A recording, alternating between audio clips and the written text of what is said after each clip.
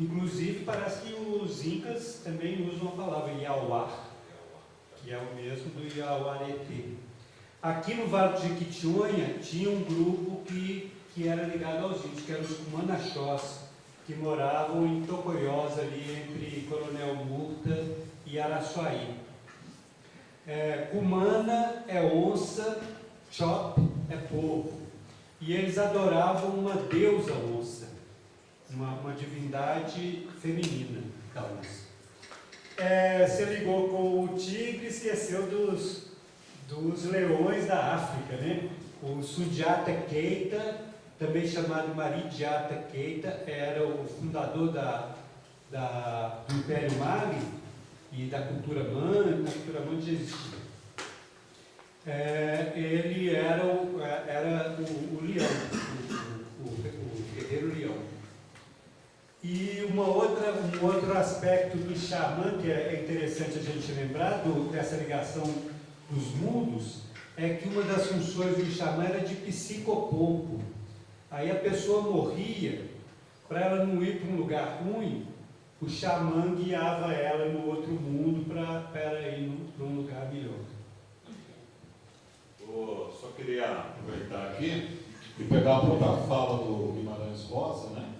Numa parte que tem aqui do conto, que ele está falando, amanhã cedo ela volta lá, come mais um pouco. Porque ela fala que a onça ela mata, mas não come tudo e vai comendo devagar, né? E ele fala, chego lá junto com os urubus, porque era desses uns urubus. Eles moram lá na Lapa do Baú. Sempre tem essa deixadinha dele. Chego lá, corte um pedaço de carne para mim. Qual foi a observação que eu coloquei do lado? Caçadores na África também têm a mesma prática, né? Eles esperam a onça caçar, depois eles vão lá e cortam um pedaço da carne. Aí o que ele falou aqui? Onça é que caça para mim quando ela pode. Onça é meu parente. Meus parentes. Ai. Estou rindo de merceiro. Não. Estou mumunhando sozinho para mim. Então ele vai colocando isso daí. Mas eu queria aproveitar também a deixa aí da fala. Falando da minha fala, eu vou falar da fala do Matheus, que é o. Não, assim, os botecos, na Zona Leste de São Paulo, a gente fica até as 4 horas da manhã perguntando o que é a Zona Leste de São Paulo. E lá também a gente falava isso, eu não falava do bairro de onde eu vinha, né? Eu não falava de Matarazzo, né? Eu falava, fico ali perto da Penha, fico lá perto de São Miguel, fico lá perto da Tuapé, fico lá perto do Brás, que já está no imaginário, não que seja melhor ou pior. E também lembrar que em 1980 e pouco, quando estava rolando lá na Nicarágua e El Salvador, né?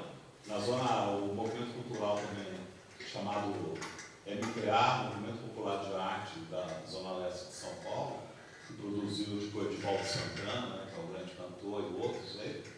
E a gente recebia também, organizava eventos onde tinha o pessoal de El Salvador e da Nicarágua, né? E hoje em dia a gente vê esse traidor lá na Nicarágua virando o ditador ferrenho, né? Enquanto o processo revolucionário desse momento. A gente vê até um livro que é assim, um fuzil parado na Guadalupe, né? Eu acho que na Revolução da Nicarágua.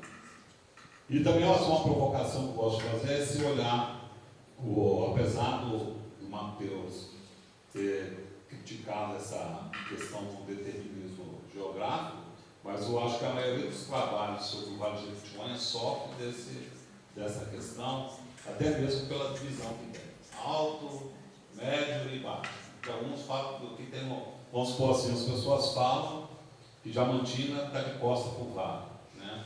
Já chegaram à conclusão que o cerro já não faz mais parte do Vale do Jequitinhonha. Tinha até alguém apresentando que ele coloca como Vale do Jequitinhonha, mas algumas geopolítica tira fora, né? Assim, uma organização geopolítica. Mas eu acho que ainda há um vencimento dessa perspectiva da visão do Vale do Jequitinhonha, né, para superar essas hiperespecificidades que parece que são frutos geográficos, né, do lugar. Então, eu sou no médio, eu sou assim. É claro que há uma relação, né? É claro que há uma relação até uns limites que a própria geografia coloca, né? Mas um determinismo cultural não, né? Como foi colocado aqui mesmo, né?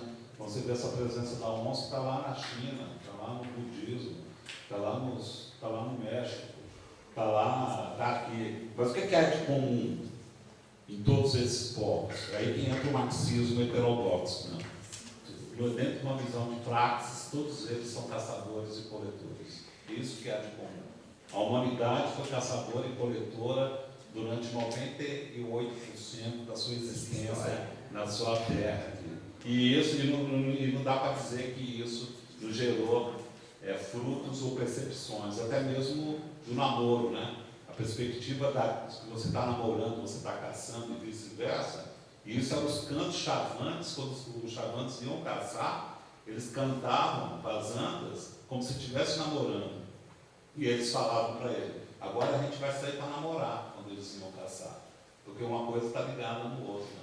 E aí mesmo, simbolicamente, a caça como reprodução da vida, ela também está assim, foi um dos primeiros símbolos que o ser humano criou dentro da perspectiva religiosa, é a questão do falo da flecha, da ferida, né, como sexo feminino.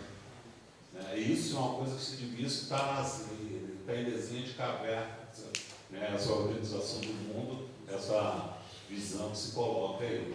Eu acho que o Guimarães Rosa, ele tinha um saber sobre isso, mas eu acho que ele queria reclamar esse saber de uma maneira que a literatura permite, mas ele não é como Lobato. Questões da plateia, do público aí, ou podemos continuar a conversa lá no outro? Não, eu tenho que falar. Então, mas deixa eu prefiro que você pergunte, mas em consideração Edneila ali, professor Edneila, o Elbert, né? Então vamos Sim, para eu as duas pergunto para o perguntas. professor Matheus, assim, em termos de conhecer um pouco melhor do seu trabalho, quando você... ok, quem é menor, né? Vem para frente, eu não quero.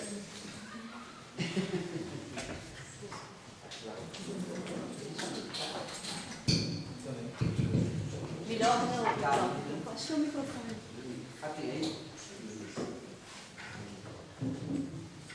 Então, a pergunta para o professor Matheus, um interesse, né, pelo seu trabalho, ao referir, né, pesquisa para, né, seu doutoramento, no Vale do Jequitinhonha, e a sua constatação em termos conclusivos, né, que ser do Jequitinhonha é uma pergunta.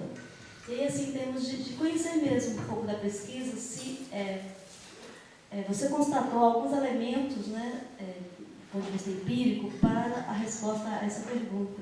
Ótimo. Né? E eu estou também fazendo um pouco de diálogo com a comunicação que eu vou apresentar no último dia, na sexta-feira, que é sobre o sertão do Rio Pardo, para a temporalidade do século XIX, numa perspectiva também de sertão, de uma identidade de sertão, em relação à criminalidade, à administração da justiça. E para aquela comunidade, para a sociedade do século XIX, eles tinham uma identidade de sertão, eles tinham elementos que os autoqualificavam como sertão. Né? Então, é bem interessante fazer essa discussão. E do ponto de vista de um conceito estigmatizado, sim. Os elementos que eram colocados na sociedade como geral, muito marcada pela colonização, né, pelo caráter colonial, ainda que não era mais, né, pelo menos do ponto de vista político, não era mais colonial, mas marcado exatamente por esses estigmas. Né? Então, se claramente pela sociedade, ela tinha elementos que ela se autoqualificava como uma identidade sertaneja. Né? E aí fiquei assim, bastante interessada nessa sua pesquisa, e se para essa pergunta tem esses elementos que podemos, né, que você pode trazer como contribuição a essa resposta, ou se realmente é a pergunta que se impõe. Obrigada.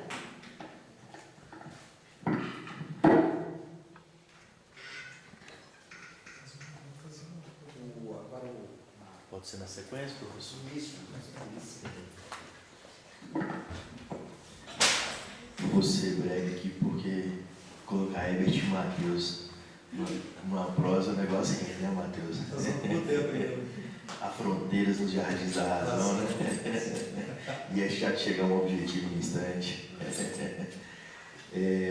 Parabenizar o evento, né? Fico muito honrado e feliz de poder estar participando e ouvindo os colegas, porque falar de sertão demanda sensibilidade, de fato, institucional também, né? Eu acho que quando a universidade se propõe a pensar sertão e pensar não sertão, né, também, ou o que não é sertão, como convida o professor Matheus, a gente já encontra caminhos importantes. O professor Olivaldo falava mais cedo justamente desse desafio, né, de se propor a pensar o que não é, né? E aí são duas falas de encontro em momentos aqui importantes. Eu acho que, nesse sentido, uma mesa dessa natureza, com a presença do Silvio também, assim, aqui, ele está presente aqui conosco, né? Assim, eu tenho certeza que encantado, torna tudo um pouco mais real. Se a gente pode dizer de algo mais real, travessia. Eu me sinto um pouco mais feliz também por conta do evento, que eu falava com a professora Ginal que a gente está propondo, no contexto do curso de turismo, uma disciplina nova na revisão do projeto político-pedagógico, dos projetos, né, político-pedagógicos do curso, uma disciplina nova para pensar sertão também no curso de turismo. É difícil um curso de turismo para o século XXI que não pensa sertão, não pode se projetar para o século XXI, de fato, né? Especialmente porque falar de turismo exige da gente pensar viagens, e não dá para falar de sertão sem falar das viagens, mesmo porque a mãe de todas as ciências, né, a geografia, ela se edifica em seu estado da arte, que é dado pelas viagens. Esse é um entendimento muito particular. Eu não consigo pensar em geografia, eu não consigo falar de turismo sem falar das viagens. E aí, justamente por conta dessa circunstância das viagens com e sem deslocamento, que são xamânicas, inevitavelmente xamânicas, é que eu estou propondo essa disciplina Turismo e Sertão Viagens no curso de turismo, né? Foi muito bem acolhida pelos colegas, especialmente porque também a professora Luz fez esse convite de pensar turismo e literatura, e aí inevitavelmente a gente esbarra sem querer, querendo, no Guimarães Rosa, né? Brincadeiras à parte, a gente quer muito esbarrar nele sempre, né? É fundamental, a academia precisa despir dessa falta de desejo também, que ainda percorre os discursos mais duros da academia, que se distanciam da literatura, e principalmente dessa que é expressão de uma comunidade imaginada, mas que é real também, que é o povo brasileiro, que está expresso aí nessa espacialidade sertaneja. Bom, e eu estou dizendo isso basicamente porque ela foi pensada numa perspectiva de seminários, então eu queria já aproveitar esse momento especial também para convidar não só o mestrado de estudos rurais, mas os colegas todos, os visitantes, os colegas que estão colaborando com o evento, que possam estar conosco no contexto, né, na vida longa dessa disciplina aí, participando desses seminários conosco, porque não dá para encerrar uma prosa sobre o sertão quando ela começa, né? Então eu acho que esse convite ao infinito ele precisa ser pragmático também do ponto de vista das burocracias acadêmicas, né? Que seja uma prosa permanente aqui dentro da universidade. Estar no Vale do Jequitinhonha, no norte de Minas, e não falar de sertão permanentemente me faz pensar que essa universidade perderia seu sentido, sua razão de ser, sua própria existência. Essa universidade ela é sertaneja também, porque ela é universal, ela é infinita. E aí, dito isso, eu queria fazer um recorte só na fala feito o convite, né? Fazer um recorte na fala do professor Matheus, que quando ele fala do rompimento com as categorias coletivas, né, desse desafio do rompimento com as categorias coletivas, especialmente quando edificadas sobre os pejorativos, tal como foi posto no caso do Vale do Jequitinhonha, inevitável pensar e lembrar também do nosso colega João Batista de Almeida Costa, seu estudo de doutorado, que acabou estruturando, né, o JOBA, todas essas possibilidades dialógicas sobre o movimento catrumano, que veio ser conhecido como movimento catrumano, e que culminou com essa proposta de uma data celebrativa, né, da fundação do Estado de Minas Gerais em Matias Cardoso, né, com essa transferência simbólica da capital do Estado, com o processo de ocupação nessa sociedade agropastoril que alimenta e dá vestes a uma sociedade mineradora. Por que eu estou chamando a atenção para isso? Primeiro porque é inevitável falar, né, desse processo de ressignificação sem pensar nisso também que está aqui, está posto aqui, sem limites territoriais. Estou falando de um território imaginado mesmo. Na fala do professor João, eu recordo que de muitas conversas que a gente teve no processo de articulações para esse movimento catrumano ganhar fôlego, foi justamente por um rompimento dos pejorativos lidos sobre a figura do catrumano, né, que o professor falava. O catrumano, ele, dado uma razão de homem do desertão, ele de alguma forma cria essa aproximação com o quadrúpede, né, aquele que está aquém da modernidade, distante do centro e que ainda rasteja, né, a quatro patas, e ao mesmo tempo, num processo de positivação dessa história, Catrimani, quatro mãos, ele vai fazer justamente esse convite de uma reflexão sobre o homem que andava a quatro patas, porque ele era um sertanejo que andava a cavalo e sempre andou a cavalo, né? Ao contrário um pouco desse sertanejo do vale que andava, que sempre deslocou nas canoas, né, pelo Jequitinhonha. Lá aqui, né, é importante pensar lá aqui no norte de Minas, um catrumano porque anda a quatro patas. E nas conversas o convite era basicamente de ressignificação, tal como foi o movimento da Black Power, né? O preto duro pejorativo era o preto duro que reanima e positiva, né, essa categoria coletiva que estabelece um movimento de positivação e de acolhida dos olhares do mundo para uma nova forma de ver as existências, e aí ressignificando o espaço de existir infinito dessas pessoas que são pessoas como todas as outras pessoas, uns como os outros, né, nas diferenças. E aí, nessa circunstância, o movimento catrumano fazendo esse convite também de reposicionamento dessa lógica do que seria esse ser quadrúpede, mas que, para além do rastejo e muito distante dele, é aquele que se reafirma sua identidade sobre quatro patas, em cima de um cavalo, percorrendo essas distâncias, e aí, inevitavelmente, se aproxima também da figura do gibão, enfim, dessa figura do sertanejo, construído como categoria também, para além desse território norte de Minas e Jequitinhonha. Então, é importante a gente falar do movimento catrumano aqui, porque esse fôlego do movimento catrumano também está em diálogo com o movimento e os movimentos do Vale, né? São movimentos, então eu não consigo imaginar que há um recorte territorial. A gente usa essa noção de território imaginário porque a política entende a partir do território mesmo, mas para quem é de uma espacialidade profunda, como é o povo desses lugares e dessas regiões, se a gente puder dizer de duas, mas eu imagino que seja um grande território imaginário, nós estamos dizendo basicamente de uma circularidade de movimentos de fato infinitos, né, como o professor convida a reflexão, e que de fato estão voltados à humanidade, né? Hoje em especial na cidade que é, antes de tudo, patrimônio mundial das humanidades. Então é isso, na faculdade intensiva de humanidades, então que elas sejam plurais de fato. Muito obrigado mais uma vez, é esse o convite está feito.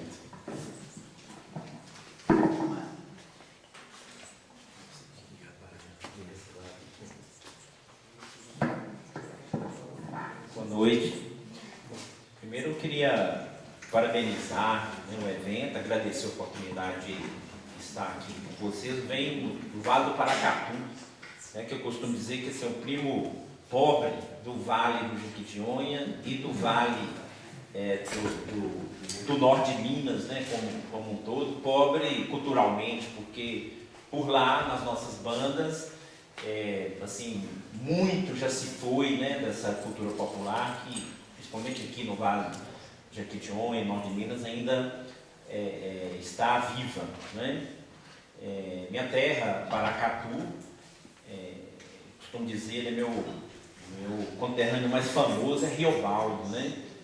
O Riobaldo nasce onde hoje é a cidade de João Pinheiro, no tempo que João Pinheiro era Paracatu. Então, me orgulho muito disso, tenho falado por lá, tentando reanimar, um reconhecimento, né, dessa relação com Rosa e com essa nossa mineridade aí. Mas queria deixar com vocês um panfletinho aqui do Caminho do Sertão, já estamos partindo para a 6ª edição.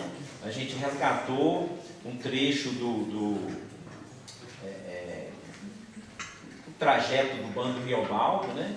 E o Caminho do Sertão vai de Sagarana ao Grande Sertão Veredas, 2 lugares reais, né? Sagarana é o primeiro assentamento de reforma agrária de Minas Gerais, que está lá no município de Arinos, e o Grande Sertão Veredas do Parque Nacional, né, em Chapada Gaúcha, Formoso ali. É uma experiência muito interessante, que procura discutir essa relação de desenvolvimento ali, né, no meio daquele agronegócio que vai, né, tomando conta de tudo, uma relação dificílima, mas vem aqui, na verdade, buscar aproximar com esta universidade, que a gente festejou muito, trabalhamos muito, né, na implantação da extensão lá em Unai, mas, assim, nossos sonhos se frustraram muito rapidamente, né, porque aquilo que a gente achava que ia ser um vínculo forte com a Jequitinhonha, com o norte de Minas, na verdade não está se dando, não se deu até aqui. Parece que o agronegócio já fez a cabeça de muita gente por lá, né? E a gente quer um vínculo com vocês para tentar fortalecer essa ponta lá da universidade, no noroeste de Minas, né? E tentar levar essas discussões para lá também. Não só para o Caminho do Sertão, mas para essa discussão de desenvolvimento ali naquela região onde estão concentrados os assentamentos de reforma agrária no estado de Minas. Né? Luta pela terra ali foi muito poderoso, muito forte até aqui. Mas eu queria trazer uma questão, né, a essa altura eu acho que é difícil de explorar, mas só para deixar para a mesa aí, porque eu acho que o ano que vem a gente está pensando em trabalhar um tema no Caminho do Sertão, essa relação da República, né, com o Grande Sertão Veredas e tal, a Primeira República, e a gente está voltando agora, né, com esse desastre aí nacional, governo Bolsonaro, um tema que está aparecendo, é interessante, né, que a palavra jagunço começa a aparecer em várias análises, né, referindo ao Ministério Público Federal, à Polícia Federal, à própria Justiça, né, e outros atores aí da cena nacional, alguns os qualificando como jagunços, né. Tem um caráter pejorativo e tal, mas assim, certo é que a palavra volta e volta a ser significativa para entender a nossa realidade. E para o ano que vem, e outro tema que aparece, né, agora é República Fundamentalista, né, que começa a aparecer em várias análises também. Então, para o ano que vem, a gente está querendo tentar explorar um pouco assim, o que a obra do Guimarães Rosa, como uma obra filosófico-metafísica também, né, e que trabalhou muito a realidade brasileira, como que essa obra pode nos ajudar a enfrentar essa dita república fundamentalista que está aí se afirmando. Né? Obrigado pela oportunidade. Um abraço. Só uma observação muito rápida, né? Aqui no mestrado de Estudos Rurais, né, nós acabamos de receber, né, 2 professores do campus de Unai. Né? Então, se essa hegemonia, né, que você mencionou está se construindo lá, pelo menos uma contra-hegemonia também está em marcha. Né? A gente tem professores de lá participando do nosso mestrado, apesar da distância, são mais de 1000 quilômetros, né? quase 800 quilômetros, né? É uma distância considerável, mas as pessoas estão se engajando devagarinho nessas propostas. Mas faço coro ao seu pedido, né? É preciso fortalecer esses campi fora de Diamantina, né? Todos eles. Se fosse o caso, num cenário diferente, né, oxalá ele chegue logo, né, até aumentar o número de campos. Né, certo? Professor, se você me permite só um parênteses, lembrando ao parágrafo seguinte, que a gente também está lá, né, eu tenho 3 anos só de casa aqui, mas eu permaneço, desde que cheguei também, fiz questão de manter esse vínculo com o Mosaico Sertão Feira do Espelho Azul, com o Instituto Rosa Sertão, com todo aquele trabalho que é feito lá desde 2005, que a gente acompanhou desde o início. Então, assim, a UFJM também está lá de alguma forma, e claro que precisa ser intensificado, isso a gente luta e define essa aproximação maior institucional, corporificada, né? Mas que a gente está lá acompanhando de perto também, se colaborando na medida do possível. Vou tentar ser breve, porque eu darei mais uma hora aqui. Primeiro ponto, eu gostei muito quando o Marivaldo falou da periferia de Sampa, né, São Paulo. Tem um texto que eu já escrevi que eu faço uma relação, inclusive, dos movimentos culturais do Vale, quanto contra o estigma, e o movimento 100% favela. Então, na minha leitura, né, a ideia da pergunta sobre o que é diferente do Jequitinhonha em relação aos lugares, eu demoraria mais tempo para explicar, mas é porque, se não há um entendimento de que há uma diferença, não há uma identidade que seja regional. Né? Então, não quer dizer que eu nunca trabalhei a ideia de que é o Jequitinhonha que se faz exclusivamente essa pergunta. Coisa que eu adoro no movimento de AEC, nós de Minas e outros mais. Tem um texto do Bourdieu que me impressionou muito quando eu li, falei do Bourdieu, que ele trabalha a região, o conceito de região como divisão, de visão.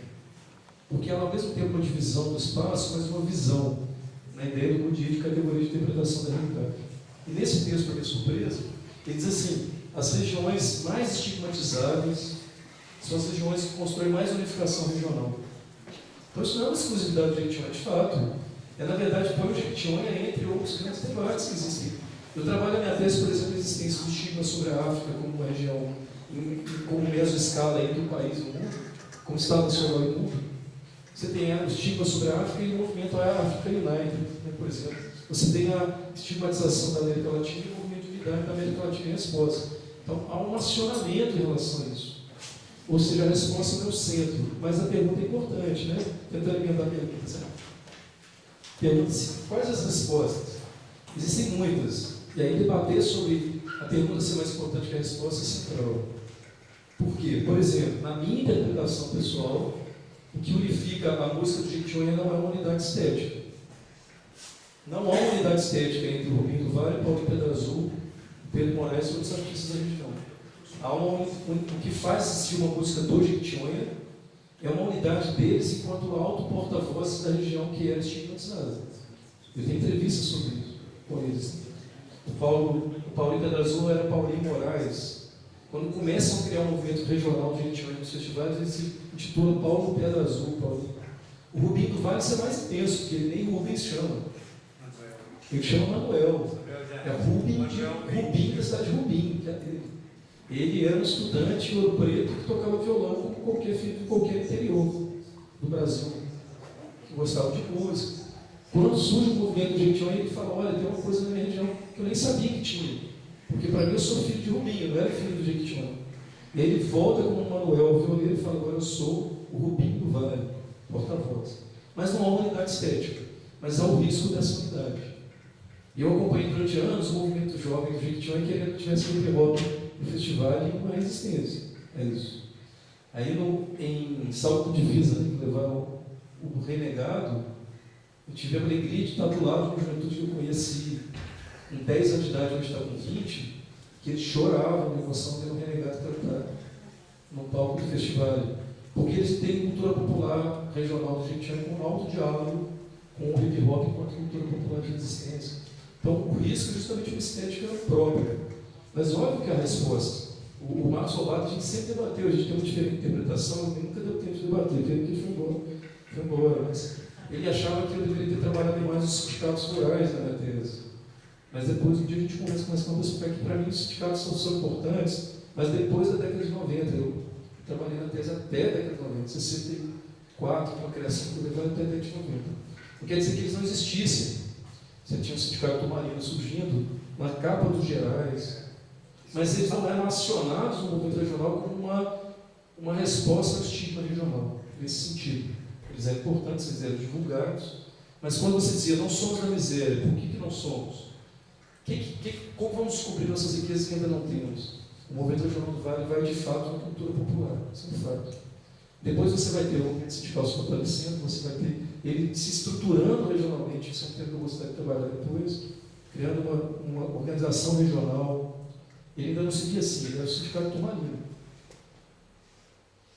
Você, inclusive, por exemplo, o CAV, quem conhece, fundamental, sempre a agricultura alternativa do Vicente Lica, em homenagem ao Vicente Lica, criador do sindicato. O Vicente Lica é uma figura muito pouco conhecida em muitos lugares do Jequitinhonha, como uma representação regional. É um outro debate, mas enfim. Eu queria discordar um pouquinho do Marivaldo na lógica de que eu sou um antideterminista geográfico, porque infelizmente a geografia é, desde 1915, 18, com o chamado possibilismo, que é um termo complexo lá do Lucifer, mas poucos trabalhos geográficos hoje vão ser trabalhados na lógica determinista. O que eu discordo? O alto e médio e baixo são referências à altura do rio, claro. Os alunos aqui, quando eu dava geografia do Vale, falavam: por que é o alto Jequitinhonha no sul, né? E o baixo no alto? Que coisa estranha. Não, a altura do rio, dá até para debater coisas legais e tal. Mas o alto, médio e baixo estão se tornando regionalizações estatais. No meu trabalho, por exemplo, minha tese é de que o Vale do Jequitinhonha só se torna uma região geográfica em 64. Ela era uma região natural, talvez por uma bacia hidrográfica, mas quando ela ganha um carimbo de uma área diferenciada das outras por uma prática social, quando o Estado, em 64, cria a Codevale, Comissão de Desenvolvimento do Vale. Quando se divide em alto e médio e baixo, isso é até anterior à Codevale. A primeira divisão de áreas fisiográficas do Brasil, do IBGE de 34, cria em 41 as áreas fisiográficas do Brasil, e em Minas ele identifica pequenas micro-áreas. Você já tinha o alto Jequitinhonha, o médio Jequitinhonha, o baixo Jequitinhonha, uma parte de Jequitinhonha estava nas áreas de Pedra Azul, que eram pastorais, tinha um nome, uma parte de Itacavira. O que a gente chama de Jequitinhonha estava em 8 micro-áreas diferentes que não tinham unidade de diferenciação. O que também estranha depois a unidade de Jequitinhonha com uma área tão diversa, dita como igual em quê? Na miséria. Né? O que era a unidade que diferenciava o Jequitinhonha das outras áreas? Uma pobreza, uma miséria, é um tema para a gente debater depois.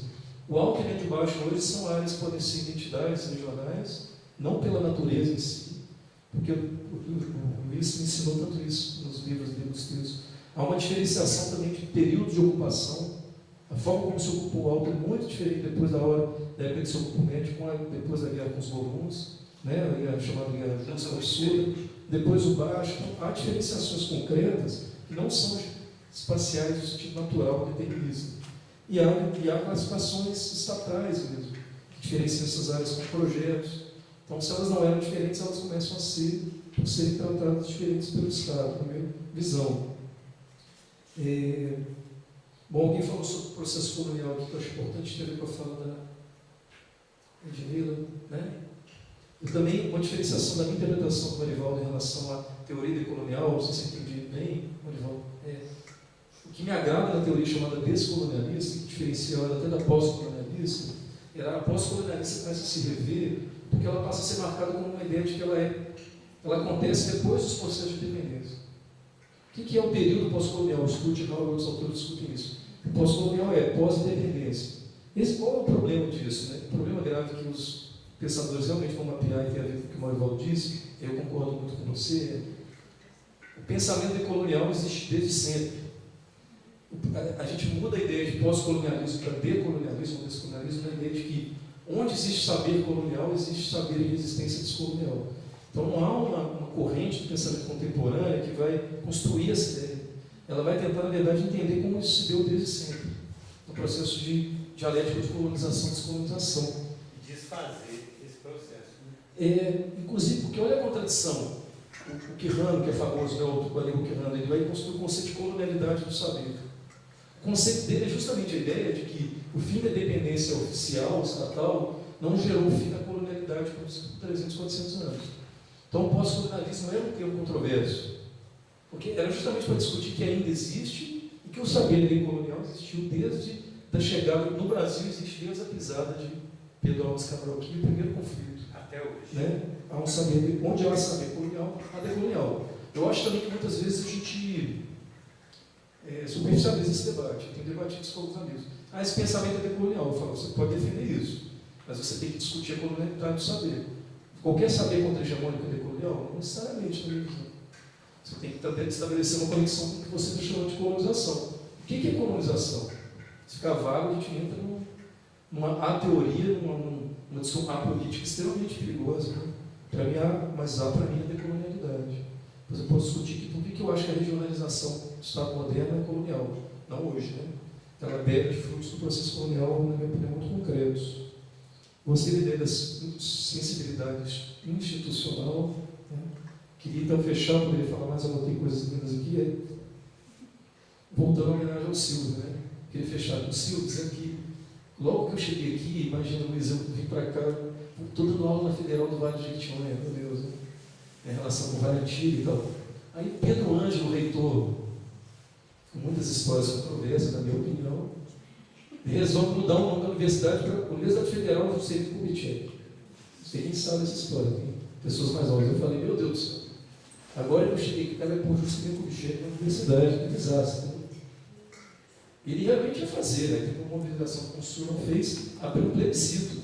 Quem é mais jovem que não sabe. Teve um plebiscito na UFJM para mudar o nome. O que o Silvio fez de forma genial, né?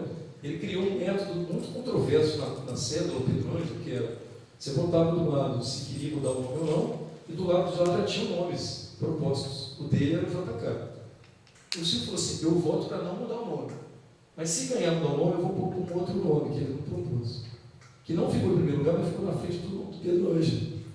Que ele não, a gente teve quase 80% de votos para não mudar, foi um momento histórico daqui. E entre os que votaram por um nome para mudar, que eu também pedi por mesmo que serão mudados. O Silvio propôs a Universidade Federal Guimarães Rosa.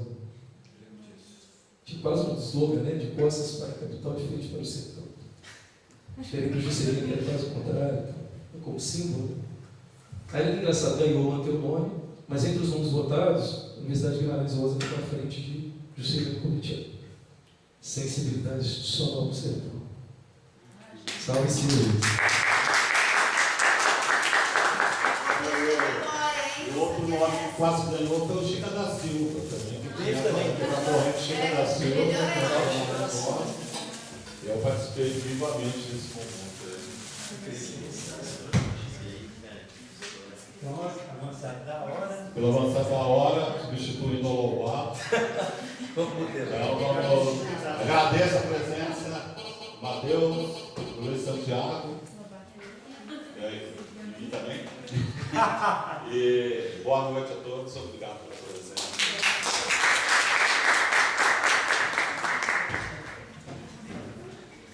Pessoal, só uma informação, tem alguém aqui inscrito no trabalho de campo?